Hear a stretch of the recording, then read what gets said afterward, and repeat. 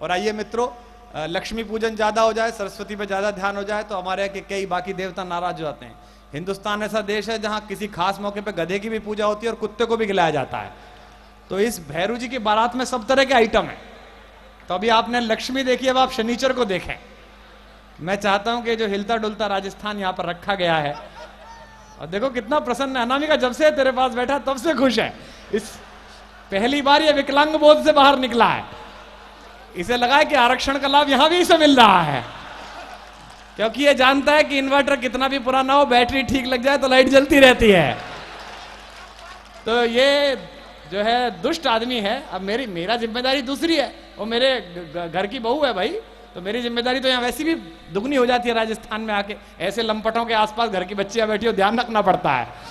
तो ये जो यहाँ पर रखा हुआ है बलवंत बल्लू नाम का पदार्थ, ये अपने आप में बहुत ऊंची चीज है। और ये कितनी ऊंची चीज है आज बताएगा। ये अकेला भारत का एक ऐसा कवि है जो नीचता को भी गौरवान्वित करता है, और ये अभी पता चलेगा। आप जोरदार तालियों से बजाकर उसका पार्थिव शरीर आमंत्रित करें। बलवंत बल्लू आओ।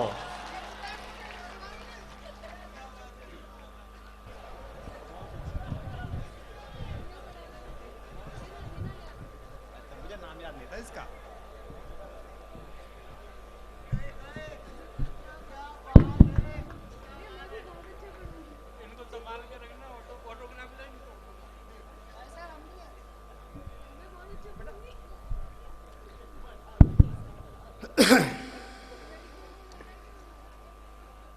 सब ठीक हो रहा है। डॉक्टर साहब जब से आम से जुड़े हैं पैर पे ही लटके नजर आ रहे हैं। किसी को उच्च बता रहे हैं, किसी को नीच बता रहे हैं। हम वो कुछ नहीं कहेंगे। यहाँ से शुरू हुआ कवि सम्मेलन। अनामिका जी ने सरस्वती वंदना की, थोड़ी लंबी की। अगर मेरे जैसा हास्य का विद्यार्थी होता तो इतनी सारी बातें नहीं करता। अपन तो सीधा सीधा कहते कि हे माँ शारदे मुझको सच्चा प्यार दे, जितने भी यहाँ बैठे हैं उन सभी को तार दे, और देश के सारे भ्रष्ट नेताओं को सीधा जमीन में गाड़ दे। बहुत अच्छे बल्लू। ये अपनी वंदना का तरीका है। अच्छा डॉक्टर साहब कब से कह रहे हैं मेरे को अनामिका के पास में बेटा है विकलांग बोझ से निकला। अब डॉक्टर साहब को मालूम ही नहीं है, खाली टांग ही डिफेक्टिव है, बाकी सारा मामला इफेक्टिव है। बहुत अच्छे। मैंने बताया ना, नीचता को भी अच्छी तरह से बोलेगा। मैंने पहले ही कहा था।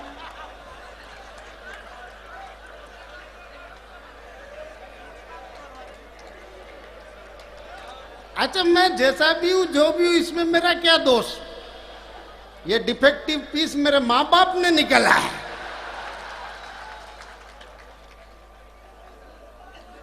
वहां से चला वो डिंक चिका। ए पट्टे ने चारों ही घेर मारे पर रिवर्स मारना भूल गया। बहुत अच्छे, वाह बल्लू वाह। वहां से हमारी एक बिटिया ने बहुत अच्छा पढ़ा, राजस्थानी में पढ़ा। राजस्थानी भाषा मस्ती की भाषा, आनंद की भाषा, रंग रंगीली भाषा। मेरी पत्नी उधर मालवा की, रतलाम के पास। एक दिन मेरे घर पे मेहमान आ गए, मैंने उसको कहा तू चाय बना के ला। उसने चाय बनाने में देरी कर दी, तो मैंने मेहमानों के सामने गुस्सा आ गया, तो मैंने गुस्से में ही कह दिया तू तो गेली है। वो बेचारी मेहमानों के सामने कुछ नहीं बोली, पर सब मेहमान चले गए तो मेरे से कहने लगी आपने मेरे को गेली क्यों कहा? ये गेली का क्या मतलब होता है? मैंने कहा देख गेली का मतलब होता है तू बहुत अच्छी है, तू बहुत सुंदर है, तू बहुत सुशील है। तो पलट के वो बोली फिर तो थे भी तो गेला हो। भाई क्या सच बोल गई वो। अच्छा मैं जितनी देर एक बार खड़ा रहे, ठीक से आ जाए। और ले ले। हाँ ले लो भाई। हाँ किधर से भी ले, टांग टेढ़ी आएगी।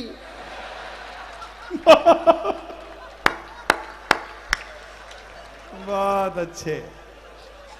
ले ले, दशहरे में काम आएगा रावण दहन के टाइम। अच्छा मैं क्या जितनी देर रहूंगा आप लोग कोई लोट मत लेना, मैं किसी पार्टी वार्टी का आदमी नहीं हूं, अपन तो आदमी घर के है, इसलिए कोई टेंशन मत लेना, आनंद लेना, मस्ती लेना। आपके यहाँ का एक कार्यकर्ता आया मेरे से कहने लगा बल्लू भैया ऐसा कोई काम बताओ जिसमें काम दूसरे करे और पैसा अपन को मिले। मैंने कहा शौचालय खोल ले,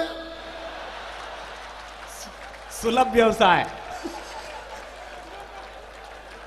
बहुत अच्छे, वाह बल्लू वाह। अजीत अच्छा पवार। एक आया मेरे से कहने लगा बल्लू भैया ऐसी कोई स्कीम बताओ जिसमें लोग मरने के बाद भी याद करें। मैंने कहा कर्जा लेके मर जा।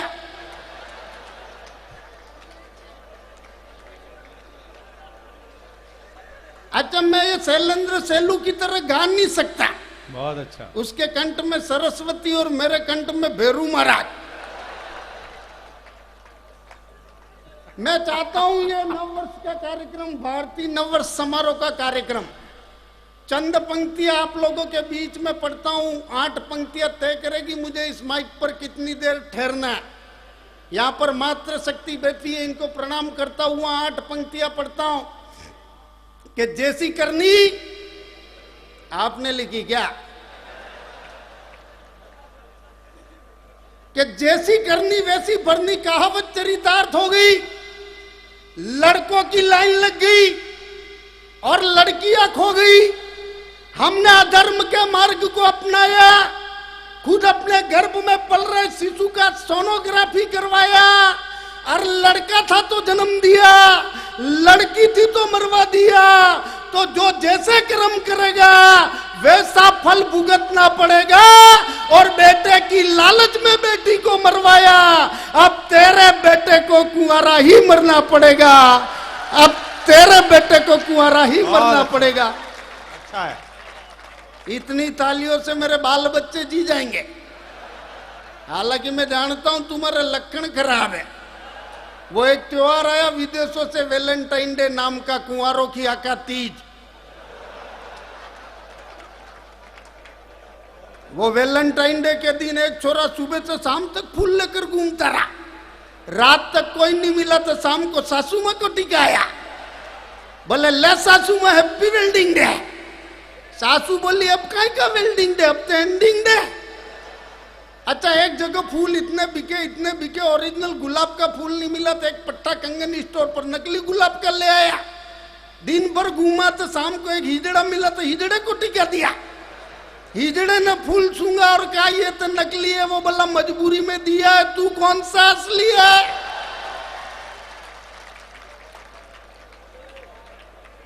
मेरा एक दोस्त, उसने एक पट्टे ने तोता पाल लिया। मेरा एक दोस्त रफीक, जिसने एक तोता पाला, उसके घर पर एक महिला आई तो पूछने लगा रफीक इस महिला के बारे में क्या कहना है। तोता बोला रफीक तू एक नंबर का हम माल है और ये औरत एक नंबर का माल है। रफीक को आया गुस्सा, बेवकूफ घर आए मेहमान की बेइज्जती करता है। तो उसने एक बाल्टी भर के पानी मंगाया, अंदर डाला तोते को, फिर निकाला, फिर डाला, फिर निकाला, फिर डाला, फिर निकाला। जब वो तोता अधमरा हो गया तो रफीक ने कहा आज के बाद घर आए मेहमान की बेइज्जती करेगा। तोता बोला नहीं करूंगा। तो रफीक ने वापस पिंजरे में उस तोते को रख दिया। 10 दिन बाद वही महिला वापस आ गई तो रफीक ने कहा देख मेरा तोता सुधर गया। तो जैसे ही उसने रफीक ने पूछा इस महिला के बारे में क्या कहना है, तोता बोला ये एक नंबर की सती सावित्री, इसके जैसी बढ़िया महिला तो पूरे शहर में नहीं है। वो रफीक तो चुप हो गया, पर उस महिला ने पूछ लिया तोते अगर मेरे घर में एक आदमी आ जाए तेरा क्या कहना है। तोता बोला वो तेरा पति। वो बोली 2 आदमी आ जाए तेरे को क्या कहना है। तोता बोला वो तेरा पिता। फिर महिला बोली 3 आदमी आ जाए तो। तोता बोला वो तेरा भाई। औरत बोली 4 आदमी आ जाए तो। तोते ने कहा रफीक वो बाल्टी मंगा।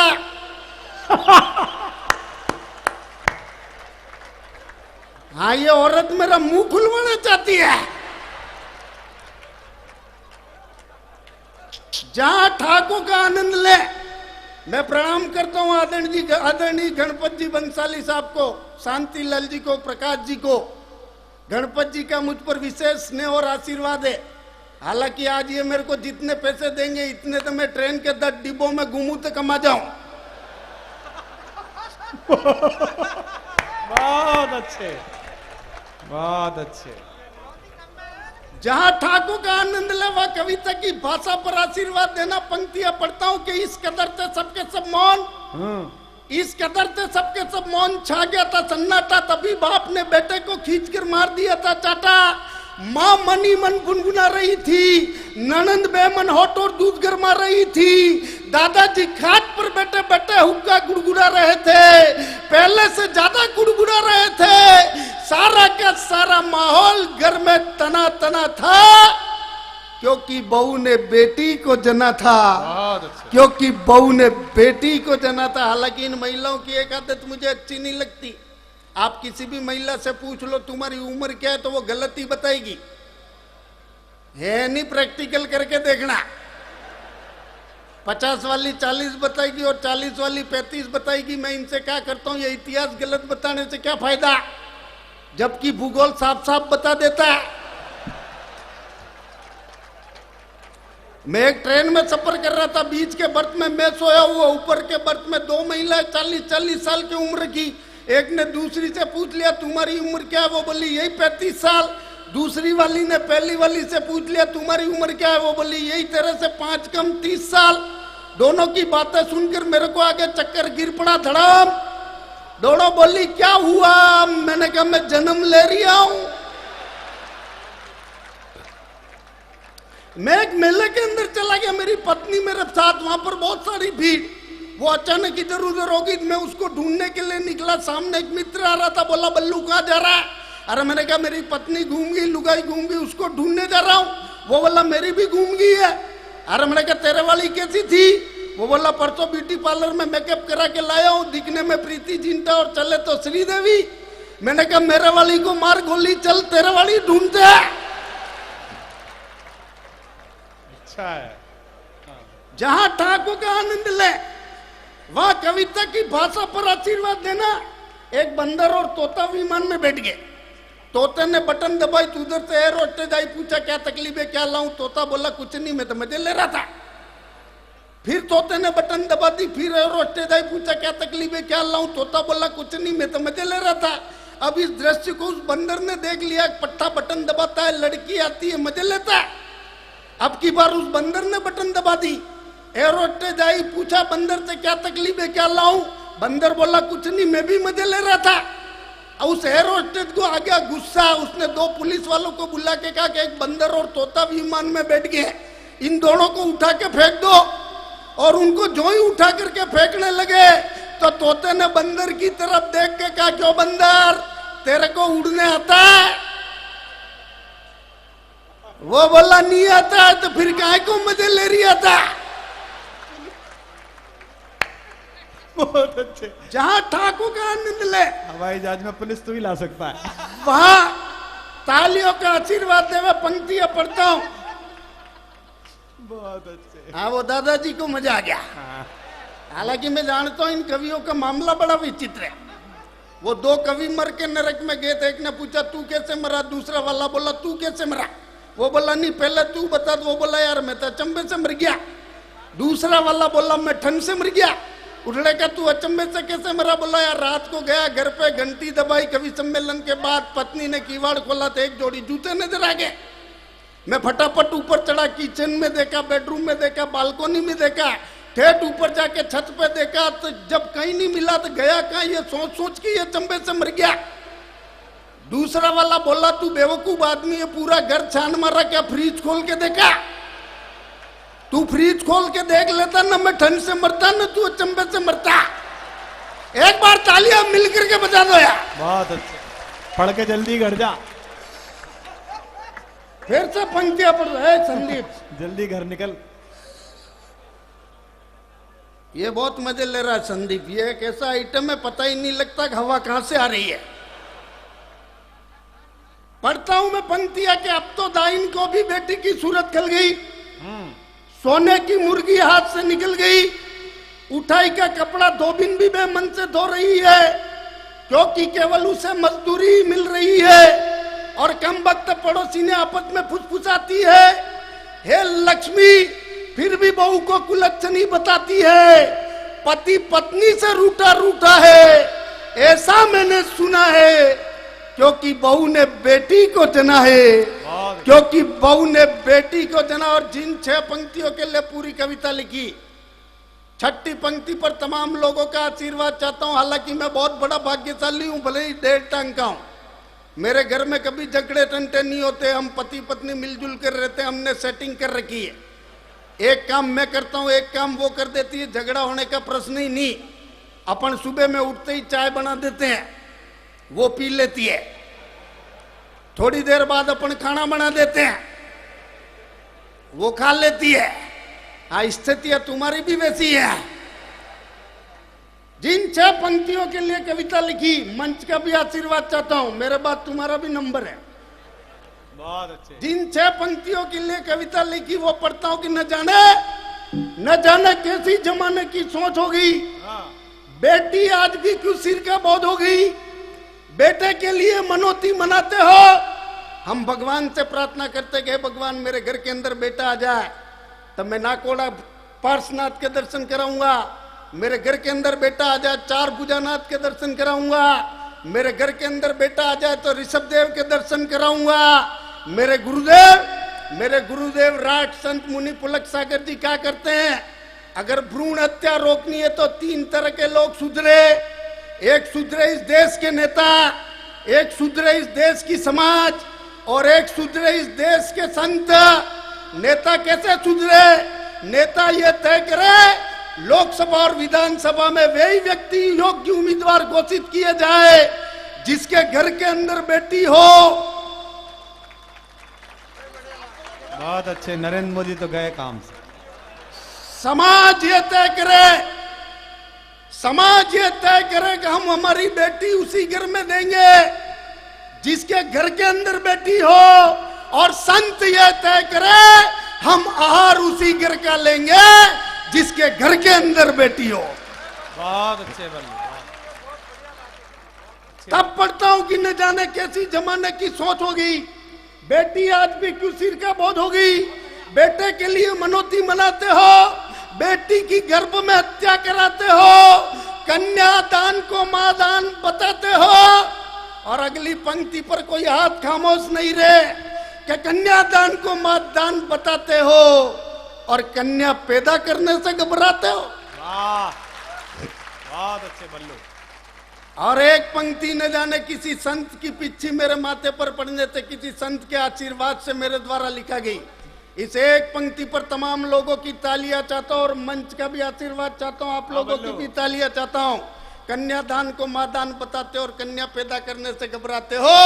अरे शायद 21वीं सदी में जाओगे तो प्यार किसी रोबोट से कर पाओगे। बहुत अच्छे, बहुत अच्छे। और मेरा दावा है 3री पंक्ति पर अब आपके हाथ अपने आप तालियों में तब्दील हो जाएंगे कि शायद 21वीं सदी में जाओगे तो प्यार किसी रोबोट से कर पाओगे, राखी किसी मशीन से बंधवाओगे। अरे माँ की ममता क्या बाजार से खरीद लाओगे। बहुत अच्छे, बहुत अच्छे। शायद 21वीं सदी में जाओगे तो प्यार किसी रोबोट से कर पाओगे, राखी किसी मशीन से बंधवाओगे, माँ की ममता क्या बाजार से खरीद लाओगे। यह सवाल आज भी मेरे जहन में बना है कि दुनिया में बेटी जन्ना क्यों मना है, दुनिया में बेटी जन्ना क्यों मना है। बहुत अच्छे, बहुत अच्छे। एक बार जोरदार तालियां बलवंत बल्लू के लिए बजा दीजिएगा। कुछ लोग वंस मोर कह रहे हैं, जैसे तो बैठा है बेचारा, फिर उठाओ इसे। लेकिन ये बढ़िया कवि है, इसने सीखा कि प्रकृति अगर विकृति दे दे तो उसे आकृति में कैसे बदला जा सकता है। उसने अपने इस पूरे आकार प्रकार को कविता में ढाला, मनोरंजन में ढाला, और ये बहुत मुश्किल काम है। लोग दूसरों पर हंस रहे हैं लेकिन अपने ऊपर व्यंग कर कर वो आनंद वर्धन करता है।